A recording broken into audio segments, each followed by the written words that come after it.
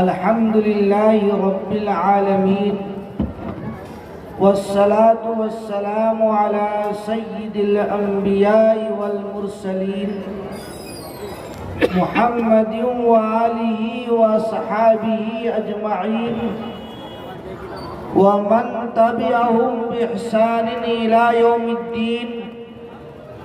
أما بعد، فأعوذ بالله من الشيطان الرجيم. بسم الله الرحمن الرحيم. الرحمن علم القرآن خلق الإنسان علمه البيان. صدق الله العظيم.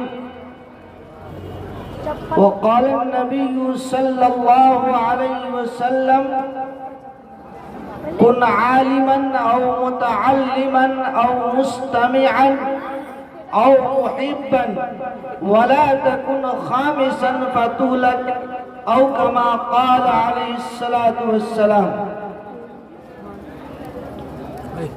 قابل صد احترام میرے جلسہ صدر ذی وقار جناب مفتی روح اللہ صاحب قاسمی دامت برکاتہ العالیہ و اسٹیج پہ تشریف فرما تمام علماء کرام، ائمہ اعظام، حفاظ اعظام اور میرے سامنے بیٹھے ہوئے قوم کے نوجوان، اہل علم، اہل بصیرت اور ملت اسلامیہ کے در رکھنے والے مسلمانوں، آج کا یہ جلسہ انتہائی عظیم الشان جلسہ ہے، اس لیے کہ اس جلسے کا عنوان ہی ہے جلسہ دستار بندی. تو پہلے اس کو جان لیا جائے کہ یہ دستار بندی کیا ہے. یہ دستار بندی، دستار پگڑی کو کہتے ہیں. باندھنے سے یہ مشتق ہے تو مطلب یہ ہوا کہ پگڑی باندھی جائے گی. کون چیز کی پگڑی ہے؟ جلسہ دستار بندی دراصل ذمہ داری کی ایک دستار ہے، پگڑی ہے کہ ایک طالب علم مدرسہ میں آیا، اس نے قرآن پڑھا اور قرآن مکمل حفظ کر لیا تو اس کے سر پر ایک پگڑی باندھی جائے گی جسے دستار ذمہ داری کہا جائے کہ اب ہماری قوم کے حافظ صاحب ہیں، یہ ہمارے خاندان کے حافظ قرآن ہیں، یہ میرے گاؤں اور محلہ کے حافظ قرآن ہیں، یہ میری ریاست اور صوبہ کے حافظ قرآن ہیں، یہ میرے ملک کے حافظ قرآن ہیں. اللہ نے ان کے سینے میں قرآن محفوظ کر دیا ہے. یہ کوئی معمولی نسبت نہیں ہے، یہ وہ نسبت ہے کہ اللہ کی صفت حافظ بھی ہے. واللہ خیر حافظ، اللہ سب سے اچھا محافظ ہے. اللہ کی ایک صفت حفیظ بھی ہے، ایک صفت حافظ بھی ہے. اب جب کوئی بچہ قرآن سینے میں محفوظ کر لیتا ہے تو اسے بھی حافظ قرآن کہا جاتا ہے. یہ قرآن سے اس کی نسبت جڑ گئی.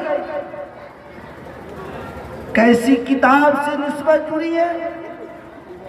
وہ کتاب مقدس جس کے بارے میں اللہ نے فرمایا إن هذا القرآن يهدي للتي هي أقرب، جس کے بارے میں اللہ نے فرمایا ھدی للمتقین، جس کے بارے میں فرمایا ھدی للعالمین۔ یہ قرآن سراپا دنیا والوں کے لیے ہدایت ہے، یہ متقیوں کے لیے ہدایت ہے، یہ عالم انسانیت کے لیے ہدایت ہے، یہ ایک آئین ہے، ایک دستور ہے، اور اس کو پڑھنے سے ایمان تازہ ہوتا ہے، اس پہ عمل کرنے سے انسان کامیاب ہوتا ہے، اس کی اشاعت کرنے سے وہ رہبر اور قائد بن جاتا ہے۔ میرے بھائیوں بزرگوں، ہندوستان میں دستار بندی کا سلسلہ نظام الدین اولیاء دہلوی رحمت اللہ علیہ جب حافظ قرآن ہوئے تو سب سے پہلے ان کے استاد نے ان کے سر پر دستار حفظ باندھ دیا۔ مغلیہ سلطنت کے زوال کے بعد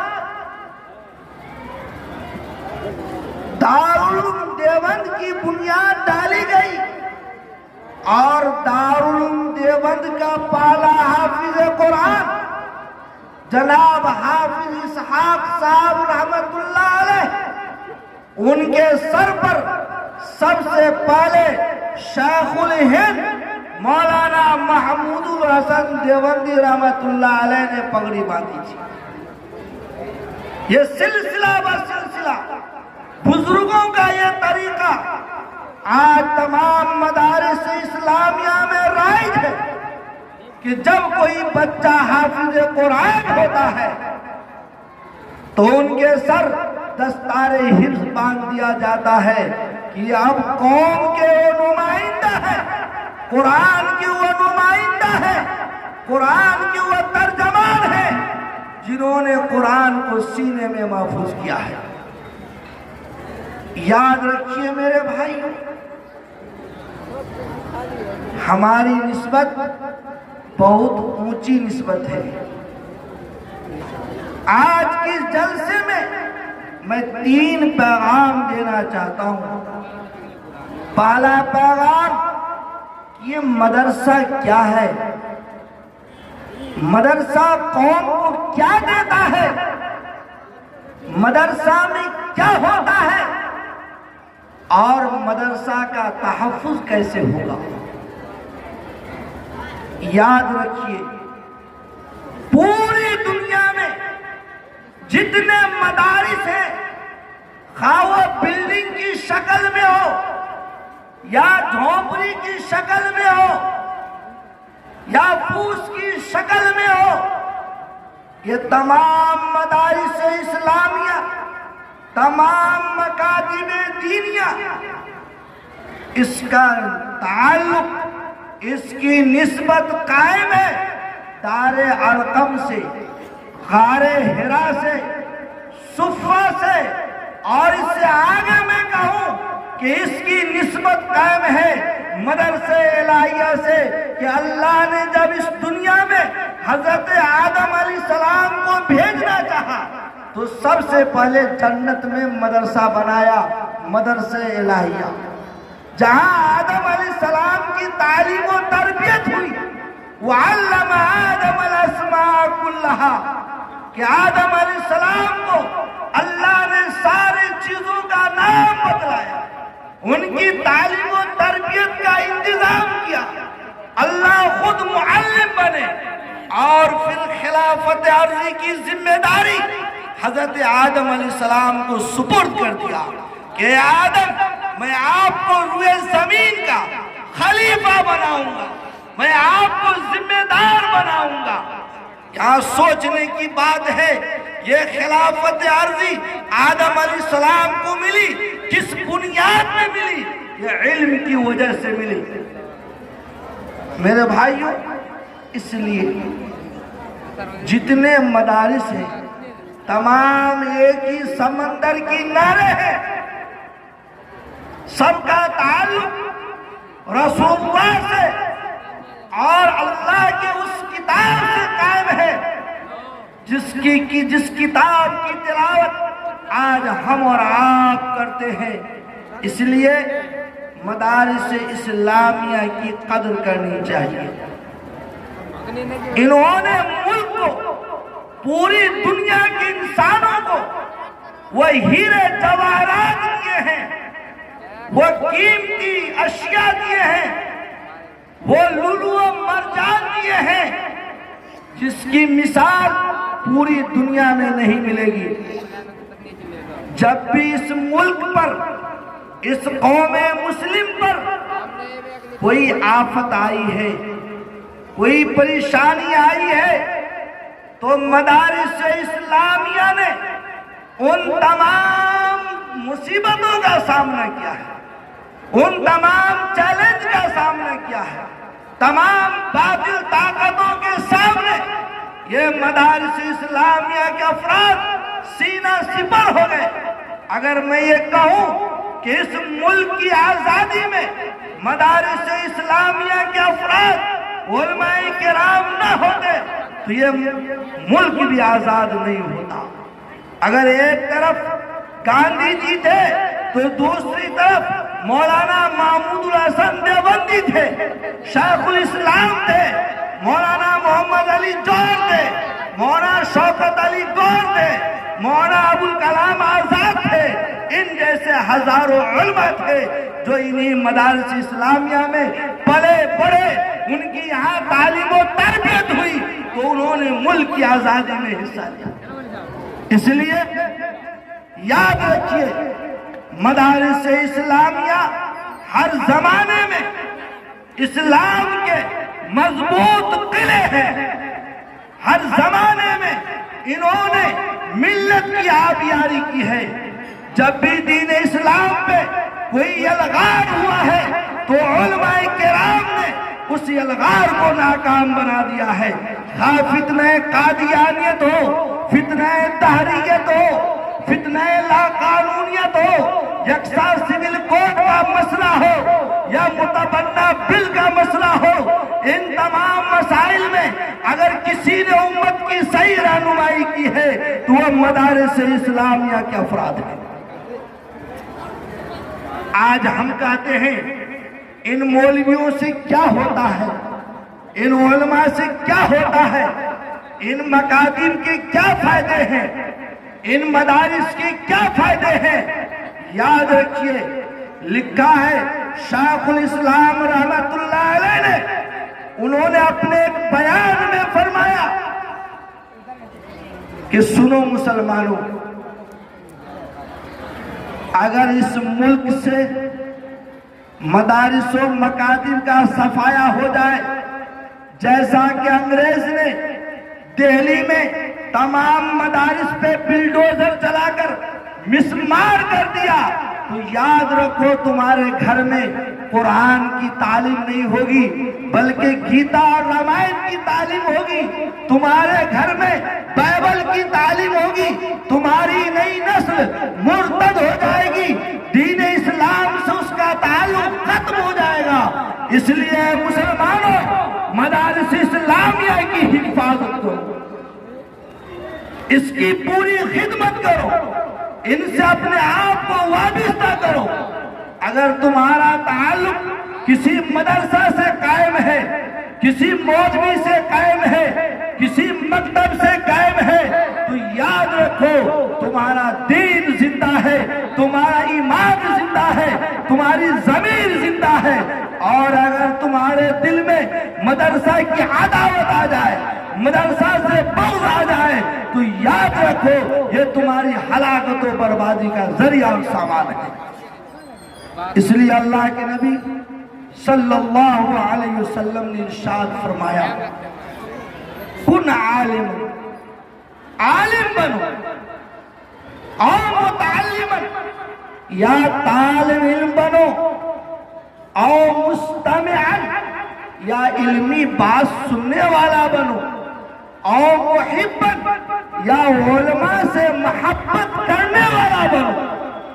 چار میں سے کوئی ایک بن جاؤ، یا تو عالم بن جاؤ، یا طالب علم بنو، یا علمی بات سننے والا بنو، یا علماء سے اہل علم سے محبت کرنے والا بنو، وَلَا تَكُنْ خَامِسًا، اور پانچواں ہرگز نہیں بننا، یعنی عداوت کرنے والا نہ بننا، مدارس کے خلاف تحریک چلانے والا نہ بننا، کسی مدارس کو توڑنے والا نہ بنا، کسی مدرسے کو توڑنے کی کوشش نہ کرنا، کسی تحریک میں حصہ لے کر کسی ادارے کو برباد نہ کرنا، ورنہ انجام کیا ہوگا؟ فَطُولَتْ، تم ہلاک کر دیے جاؤ گے، تم ذلیل ہو جاؤ گے، تم رسوا ہو جاؤ گے۔ اس لیے کہ مدارس اسلامیہ دراصل اسلام کے وہ کارخانے ہیں جہاں اچھے انسان پیدا ہوتے ہیں، جہاں قوم و ملت کے ہمدرد پیدا ہوتے ہیں، جہاں مسلمانوں کے عقائد درست ہوتے ہیں، جہاں مسلمانوں کے افکار درست ہوتے ہیں، جہاں منکر نکیر کے سوال و جواب کی ٹریننگ اور مشق کرائی جاتی ہے، جہاں احل اللہ البیع وحرم الربا کی تحقیق ہوتی ہے، جہاں الجھے ہوئے مسائل کو سلجھایا جاتا ہے۔ یاد رکھیے، آج ہندوستان کے اندر جو امامت شریعہ آپ دیکھتے ہیں، آج ہندوستان میں جو مسلم پرسنلہ آپ دیکھتے ہیں، آج ہندوستان میں ملی کونسل آپ کو دکھائی دیتا ہے، یہ سب مدارس اسلامیہ کی پیداوار ہے۔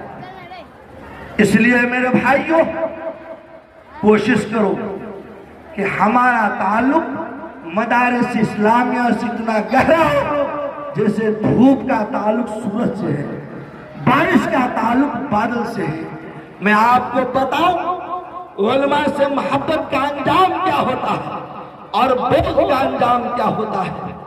لکھا ہے دارالعلوم دیوبند کی تاریخ میں، تاریخ دارالعلوم دیوبند میں ایک واقعہ عجیب و غریب لکھا ہوا ہے کہ ایک آدمی معمولی تاجر تھا، وہ دارالعلوم دیوبند کے گیٹ پر کچھ سامان بیچا کرتا تھا۔ ایک روز دارالعلوم دیوبند کے محتمم نے اس سے کہا کہ بھائی تم غریب آدمی ہو، یہاں تمہارا سامان کون خریدے گا؟ 10-5 روپے سے تمہارا کیا ہوگا؟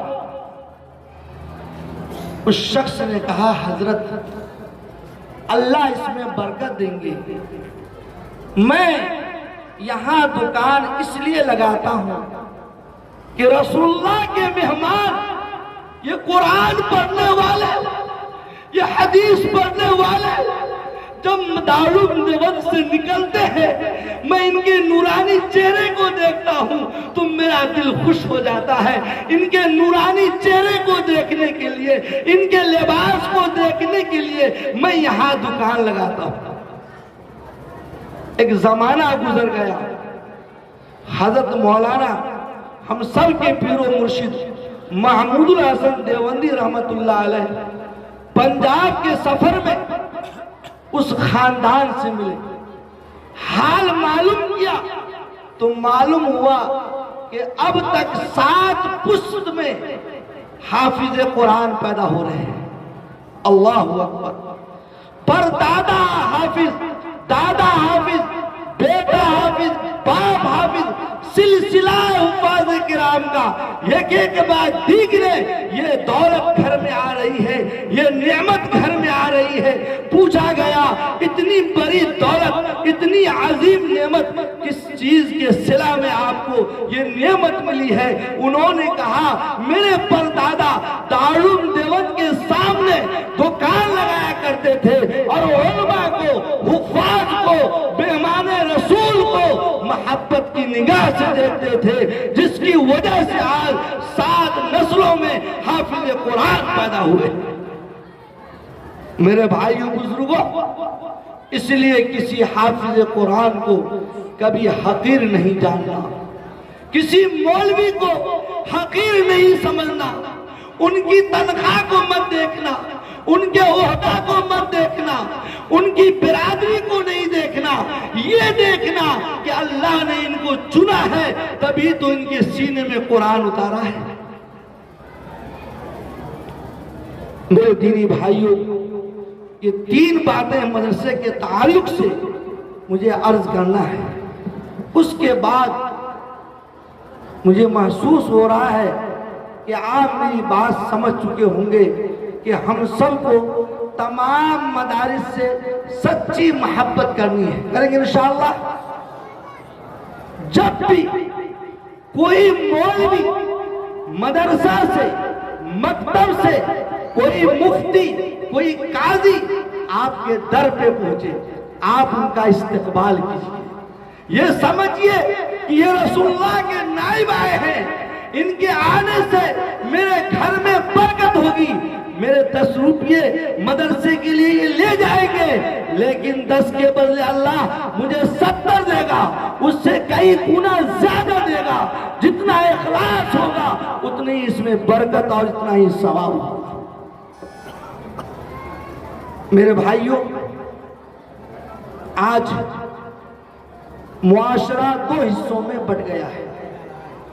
ایک طرف مدارس اسلامیہ کے فارغین و علماء ہیں، دوسری طرف اسکول اور کالجز اور یونیورسٹیوں کے پڑھے ہوئے ماسٹر، پروفیسر اور دیگر عہدیدار ہیں۔ اس وقت ذمہ داری ہماری یہ ہے کہ دونوں ایک دوسرے سے مل جائیں، خلیج درمیان سے ختم ہو جائے، کہ ایک ماسٹر ایک حافظ قرآن کو دنیاوی علوم سکھاوے تو ایک حافظ قرآن ایک ماسٹر کو قرآن کی تعلیم دے۔ آج ہوتا کیا ہے، کسی کی عمر 40 سال، کسی کی 50، کسی کی 60، کسی کی 25، اسکول میں پڑھا انہوں نے لیکن قرآن کی تعلیم نہیں لیا، قرآن نہیں پڑھا، تو میرے دوستو آج انہیں قرآن پڑھنا نہیں آتا ہے، مخرج سے نہیں پڑھتے۔ بہت سارے لوگ ایسے ہیں جو قرآن مجہول پڑھتے ہیں، قرآن کے الفاظ کی صحیح ادائیگی نہیں ہوتی، جبکہ قرآن میں اللہ نے فرمایا وَرَتِّلِ الْقُرْآنَ تَرْتِيلًا، قرآن کو تجوید کے ساتھ پڑھو، ترتیل کے ساتھ پڑھو۔ اس لیے ہمیں علماء کرام کے سامنے زانوِ تلمستہ کرتے ہوئے، شرم و حیا ختم کرتے ہوئے اللہ کے کتاب کو سیکھنے کی اور پڑھنے کی کوشش کرنی چاہیے، کریں گے انشاءاللہ۔ اس کے لیے مساجد کے اندر کسی نماز کے بعد تعلیم بالغان کا نظم کیا جائے، یا پھر مدارس کے علماء سے مدد لی جائے کہ حضرت مجھے قرآن پڑھا دیجئے، مجھے قرآن نہیں پڑھنا آتا۔ میں آپ کو بتاؤں، ایک مثال دیتا ہوں۔ قلب عربی لفظ ہے، قلب کے معنی آتے ہیں دل کے، بڑی کاف سے قلب، اور اسی کو چھوٹے کاف سے پڑھ دیا جائے قلب تو اس کے معنی آتا ہے کتا۔ ہم درود پڑھتے ہیں، اللہم صلی علی سواد سے پڑھتے ہیں تو اس کا معنی ہے اے اللہ تو رحمت نازل فرما جناب محمد الرسول اللہ صلی اللہ علیہ وسلم پر۔ اور اگر اسی کو سین سے پڑھ دیا جائے اللہم صلی علی تو اس کا معنی ہوگا اے اللہ تو تلوار کھینچ نعوذ باللہ محمد صلی اللہ علیہ وسلم پر۔ انسان کافر ہو جائے گا، دائرہ اسلام سے خارج ہو جائے گا۔ اس لیے میرے دوستو ہماری ذمہ داری ہے، ہمارے اوپر فرض عین ہے کہ ہم صحیح قرآن پڑھنا سیکھیں، مخرج کے ساتھ اسے پڑھیں۔ یہ قرآن کا پہلا حق ہے۔ دوسرا حق ہے کہ قرآن کے معنی کو سمجھا جائے۔ تیسرا حق ہے کہ قرآن کے مطالب اور تفسیر کو جانا جائے۔ اور چوتھا حق ہے کہ اس پر عمل کیا جائے، اور پانچواں حق ہے کہ اس کی اشاعت کی جائے۔ اللہ کے نبی نے فرمایا خیرکم من تعلم القرآن وعلمہ، تم میں سب سے بہتر وہ ہے جو قرآن سیکھتا ہے اور دوسروں کو سکھاتا ہے۔ یقیناً قابل مبارکباد ہے یہ علماء جو قوم کے نونہالوں کو قرآن کی تعلیم دیتے ہیں، اور قابل مبارکباد ہے وہ بچے، وہ سارے بچے جو قرآن پڑھتے ہیں۔ اس لیے اگر آپ کا بچہ حافظ قرآن ہو جائے تو آپ کو خوش ہونا چاہیے کہ اللہ نے آپ کے بیٹے کو بھی چنا ہے اور آپ کو بھی چنا ہے۔ کل قیامت میں اولین و آخرین آدم علیہ السلام سے لے کر قیامت تک جتنے لوگ آئے، جتنے انبیاء آئے، جتنے بزرگان دین آئے، جتنے علماء آئے، سارے لوگ جمع ہوں گے اور اس میں پکارا جائے گا، اے محمد ابن فلاں آ جاؤ۔ اللہ کی بارگاہ میں حافظ قرآن کے والد تشریف لائیں گے، اللہ فرمائے گا کہ اس کی تاج پوشی کرو۔ کون سی تاج، کون سی ٹوپی؟ میرے دوستو، اللہ کے نبی نے فرمایا جو 14ویں رات سے بھی زیادہ چمکدار ہو۔ سبحان اللہ۔ اگر ایک وارڈ ممبر جیتتا ہے، اگر ایک کوئی مکھیا جیت جائے تو سارا علاقہ ان کے گلے میں پھول ڈال دیتے ہیں، مالا پانا دیا جاتا ہے، لیکن وہ تو پنچایت ہی کے نہ ہیں۔ اگر ایم ایل اے ہوں گے تو ایک حلقہ کے ہوں گے، اگر ایم پی ہوں گے ایک ضلع کے ہوں گے، اس سے بڑھ کے استقبال نہیں ہو سکتا۔ لیکن ایک حافظ قرآن، ان کے والدین کو کل قیامت میں سارے لوگوں کے سامنے پورے مجمع میں اللہ کہے گا تو نے غریبی میں بھی زندگی گزاری ہے، تو سو کی روٹی ضرور کھایا ہے، پھٹا پرانا پانا ہے، لیکن اپنے بچے کو حافظ قرآن بنایا ہے۔ یہ تیرا اعزاز ہے، یہ تیرے لیے ہے۔ اس لیے میرے دوستو، میری ماں بہنوں، ہر انسان یہ نیت کرے کہ ہمارے گھر میں کوئی نہ کوئی حافظ قرآن پیدا ہوگا انشاءاللہ۔ اگر آپ نے اپنی اولاد کو حافظ قرآن بنا دیا ہے، سبحان اللہ۔ اگر اولاد کی عمر ہو چکی ختم تو کم سے کم پوتا ہی کو بنائیے۔ ایک واقعہ آپ کو میں سناؤں، مغلیہ سلطنت کا ایک ہونہار بزرگ صاحب بصیرت اور ذی ہوش بادشاہ اورنگزیب عالمگیر رحمت اللہ علیہ گزرے۔ اورنگزیب رحمت اللہ علیہ کا بیٹا جب حافظ قرآن ہو گئے تو اس وقت اورنگزیب رحمت اللہ علیہ کے والد شاہ جہاں یہ آگرہ کے قلعہ میں نظر بند تھے۔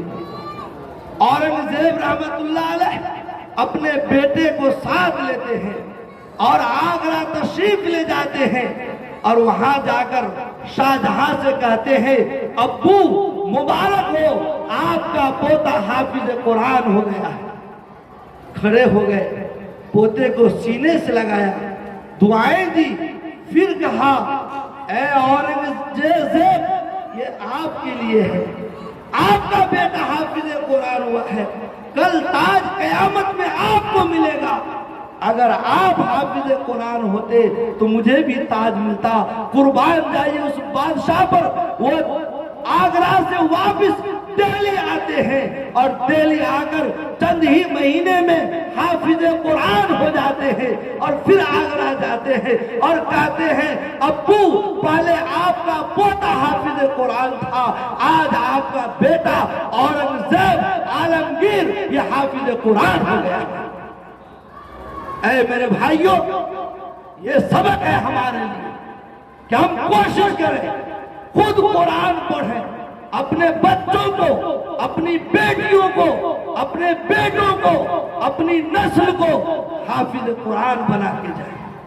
یہ ہماری ذمہ داری ہے کہ میرے بھائی، قرآن جس کی حفاظت کا وعدہ اللہ نے کیا ہے، اللہ فرماتے ہیں اِنَّا نَحْنُ نَزَّلْنَا الذِّكْرَ وَإِنَّا لَهُ لَحَافِظُونَ، کہ ہم ہی نے قرآن کو اتارا ہے اور ہم ہی اس کے محافظ ہیں۔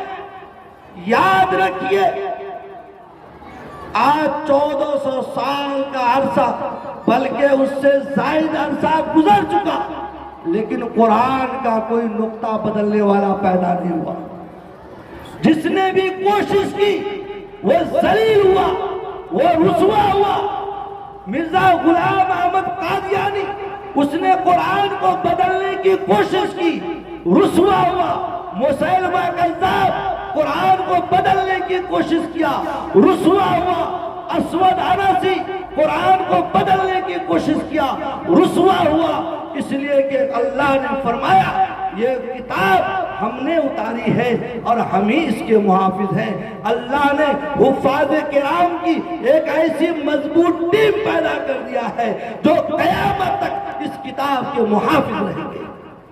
میں آپ کو بتاؤں، انگریز کا دور تھا، اس دور میں انگریز کا دماغ ڈھیلا ہو گیا، وہ پاگل ہو گیا کہ ہندوستان سے مسلمانوں کا صفایا کیسے ہو۔ کسی نے کہا کہ قرآن کو جلا دیا جائے، لہذا دہلی میں 3 لاکھ قرآن کریم جلا دیے گئے۔ ایک مکتب کا بچہ، ایک مولوی درویش، اس بچے کو انگریز افسر کے سامنے لا کے کھڑا کر دیا اور کہا بیٹا ذرا ان کو قرآن سنا دے۔ بچہ جب قرآن سورہ فاتحہ سے شروع کیا اور کچھ دور تک پڑھا تو وہ انگریز افسر ہکا بکا رہ گیا۔ اس درویش عالم نے کہا کہ یاد رکھو قرآن ہمارے سینے میں ہے، تمہارے جلانے سے یہ قرآن مٹ نہیں سکتا ہے، اس لیے کہ اللہ کی وہ ابدی کتاب ہے، یہ وہ آخری پیغام ہے جو آخری زمانے تک کے لیے آیا ہے۔ لہذا تمہارا جی جتنا چاہے قرآن کو جلا ڈالو، ہم اپنے بچوں کے سروں میں قرآن کو محفوظ کر لیں گے۔ میرے دوستو، چین کو ہم سب جانتے ہیں اور چین کے مظالم کو بھی جانتے ہیں۔ ایک ایسا دور وہاں آیا جس زمانے میں بہت سارے ممالک جو اس وقت آزاد ہو گئے اس وقت چین میں شامل تھے۔ وہاں قرآن پڑھنے پر، قرآن پڑھانے پر پابندی عائد کر دی گئی۔ پیر ذوالفقار علی نقشبندی دامت برکاتہ العالیہ فرماتے ہیں وہاں کے علماء سر جوڑ کر بیٹھ گئے، حفاظ کرام مل جل کے بیٹھ گئے اور انہوں نے قبرستان میں تہخانے بنائے اور چھوٹے چھوٹے بچوں کو نہلا کر مردے کی شکل بناتے اور انہیں کفنا دیا کرتے اور ان کو اس تہخانے میں اتار دیتے۔ لوگ یہ سمجھتے کہ کسی کا انتقال ہو گیا ہے، لیکن یہ ایک شکل تھی قرآن کی حفاظت کی۔ یہ بچہ جو مردہ کی شکل میں تھا جب تہخانہ میں جاتا اپنے کفن اتار دیتا اور تہخانے میں بیٹھے ہوئے مولوی کے سامنے قرآن پڑھتا تھا، اور اس طریقے سے چین میں قرآن کی حفاظت ہوتی رہی۔ لکھا ہے پیر صاحب دامت برکاتہ العالیہ نے، ایک درزی تھا، سلائی کا کام جانتا تھا، وہ حافظ قرآن تھا۔ اس نے اپنے سلائی سینٹر میں 10 بچوں کو جمع کیا، ہر ایک کے ہاتھ میں سوئی اور دھاگے دیا اور کہا بیٹا تم بٹن لگاؤ لیکن میری بات پہ لبیک کہو، پڑھو الحمدللہ رب العالمین۔ سارے بچے ایک طرف بٹن لگا رہے ہیں اور دوسری طرف قرآن یاد کر رہے ہیں، یہاں تک کہ کوئی 6 مہینے میں حافظ قرآن، کوئی 1 سال میں حافظ قرآن اور کوئی 3 سال میں حافظ قرآن بن جاتا ہے۔ میرے بھائیو بزرگوں، ہمارے اسلاف نے، ہمارے اکابرین نے ان مدرسوں کی قدر کی، امت کی قدر کی، دین اسلام کی قدر کی، تو انہوں نے قرآن کی حفاظت کے لیے بچوں کو مردہ بنا کر کے تہخانے میں اتار کر قرآن کی حفاظت کی ہے۔ آپ اس بات کا حد کریں کہ انشاءاللہ ہم سب بھی قرآن کی حفاظت کریں گے، انشاءاللہ پوری قوت کے ساتھ خود بھی قرآن پڑھیں گے اور اپنی نسل کو قرآن پڑھائیں گے انشاءاللہ۔ مدارس سے، مکاتب سے، علماء سے ہم بہت محبت کریں گے انشاءاللہ، اور جب بھی مدرسہ سے آواز دی جائے گی ہم لبیک کہیں گے انشاءاللہ۔ یاد رکھیے یہ مدرسہ جو جامعہ حفص البنات جس کا پوسٹر لگا ہوا ہے، اس علاقے کے لیے ایک بڑی نعمت ہے۔ بچوں کے مدرسے بہت تھے لیکن بچیوں کے لیے کوئی معقول انتظام نہیں تھا۔ قاری انور صاحب دامت برکاتہ العالیہ نے بنات قائم کر کے اس علاقے پہ احسان کیا ہے، اس لیے ہم اور آپ رمضان کے بعد اپنی بچیوں کو حفص البنات میں داخل کرائیں تاکہ اس کی صحیح تربیت ہو۔ اللہ پاک ادارے کو اور ادارے کے ذمہ داران کو اور تمام مدارس اسلامیہ اور اس سے تعلق رکھنے والوں کو بسلامت رکھے۔ اللہ آپ سب کو صحت و تندرستی عطا فرمائے، ایمانی قوت عطا فرمائے کہ جب بھی آواز دی جائے تو ہم لبیک کہیں۔ وآخر دعوانا الحمدللہ رب العالمین۔